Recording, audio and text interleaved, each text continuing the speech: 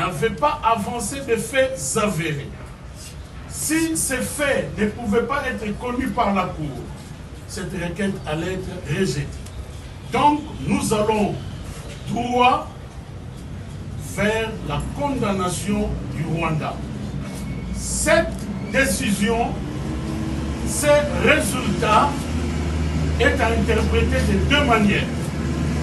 Sur le plan national, c'est une première victoire judiciaire de la République démocratique du Congo grâce au génie, à l'ingéniosité de son Excellence, Monsieur le Président de la République, chef de l'État, magistrat suprême, Félix Antoine Tshisekedi Tshilombo. C'est depuis plus de 30 ans que le Rwanda sévissait à l'est de notre pays dans l'impunité totale. Il y fallut donc qu'un homme arrive. Et c'est le président Félix avec son gouvernement conduit par son Excellence Madame Judith Suminwa Tuluka. Sur le plan international, c'est une première devant la Cour de justice, la Cour africaine des droits de l'homme et des peuples, parce que ça traduit maintenant la confiance que les États peuvent faire à leurs institutions, le cas échéant, la Cour africaine des droits de l'homme et des peuples. Chers compatriotes, mesdames et messieurs, je voudrais, parce qu'il s'agit des résultats, ajouter que cette victoire judiciaire s'inscrit dans la liste de nombreuses victoires déjà engrangées dont je vais vous parler en quelques mots. Il y a quelques mois, je vous disais que grâce au président Félix, il y a des procès réels qui sont ouverts contre le Rwanda de Paul Kagame. De l'EAC devant la Cour pénale internationale où les enquêtes et les jugements se font en accord entre le bureau du procureur et les chambres, donc les juges.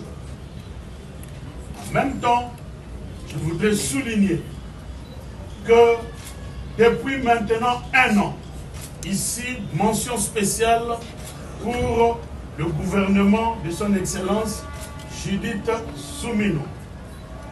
Depuis 1 an, la République démocratique du Congo n'a pas fait l'objet des condamnations auxquelles nous avions l'habitude de la part de fonds vautours.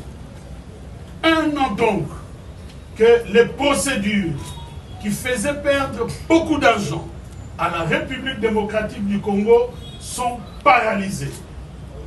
Je termine cette adresse en vous indiquant que maintenant que nous parlons des résultats, dans les jours qui viennent, nous reviendrons encore pour vous parler des autres résultats qui sont en voie d'être communiqués. Tata, Bamama, Bandeko.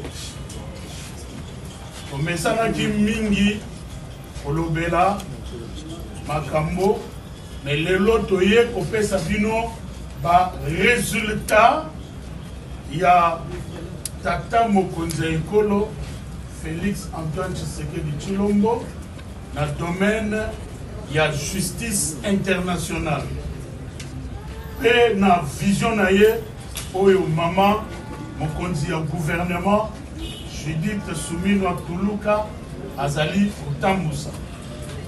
Nakobanda na likambo esalemaki lobi le 26 juin 2025 na Arusha wapi esika Cour africaine de droits de l'homme et des peuples elobaki était azali compétente pona kosambisa likambo ya RDC na Rwanda pe animaki requête oyo RDC atindaki. Ezalaki likambo ya PTT pamba te Rwanda yaki na biloko babengaka ba exception ebele po ata moko kaka esimba pe ekweisa requête ya RDC. Mais tolongi etumba oyo elingi koloba nini kobanda lobi le 26 Rwanda aza na 90 jours mpona korépondre na makambo oyo RDC efundi ye kuna. Tango bango bakorépondre biso Congo toza na 45 jours mpona korépliquer nsima na yango Cour africaine des droits de l'homme et des peuples ekozwa décision. Décision pour condamner Rwanda, décision pour indemniser les victimes de makambo ya mabe Rwanda asali pe azali kosala na kati ya mboka na biso na partie est. Soki tolandeli na niveau national. Décision oyo ezali victoire ya liboso oyo RDC azui depuis 30 ans oyo Rwanda asalaka mobulu na mboka na biso kasi lelo victoire ye na nzela ya président Félix Antoine Tshisekedi Tshilombo. Tokoloba lisusu na niveau international ezali décision oyo ezali ko renforcer confiance ya ba pays Afrique kolanda na ba institution na biso ya Afrique na likambo tozali na yango ezali Cour africaine des droits de l'homme et des peuples. Na lobi na ebandeli ke tozali kolobela ba résultat ya président Félix na gouvernement ya maman Judith Suminwa. Kolobaki tozali na ba procès ebele oyo eza ba promesse te mais ezali réalité. Président Félix a fungoli contre Rwanda pe ezali kosale liboso ya Cour de justice de l'EAC, liboso ya Cour africaine des droits de l'homme et des peuples, liboso ya CPI. Alingi na préciser que ba enquête ya CPI eza lokola ba enquête awa ndenge esalama na kati ya ba pays te. Enquête ya CPI esalemaka procureur na ba juge baza kosolola bazali kotala ndenge nini ko avancer tina moment oyo bakokanga mutu esengeli basambisa. Donc il y a lieu ya koloba ke ezali pe procès lokola tozali koloba ba résultat alingi na souligner ke mbula mobimba ekoki awa topesi longonia na mama Judith Suminwa oyo gouvernement na ye azali kotambusa esali ete pendant 1 an mbula mobimba mboka na biso ezui condamnation moko te ya libanda oyo tozalaki koperdre nango misolo ebelebele ya bafond vautour.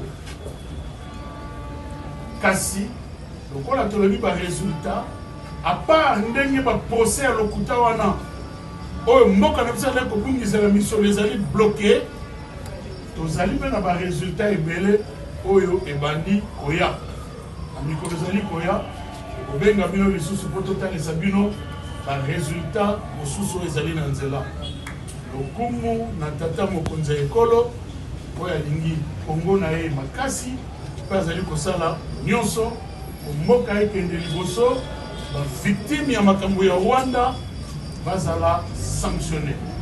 Lokumu na mama Judith Suminwa Tuluka otambusi ya gouvernement bazali kolandela na bokebi nyonso vision ya tata mokonzi ya ekolo matondi na ba avocat ya République démocratique du Congo po bali kosala mosala malamu pene ya motinda mi wa bino oyo tata mokonzi ya ekolo aponaki mpona kolandela contentieux international.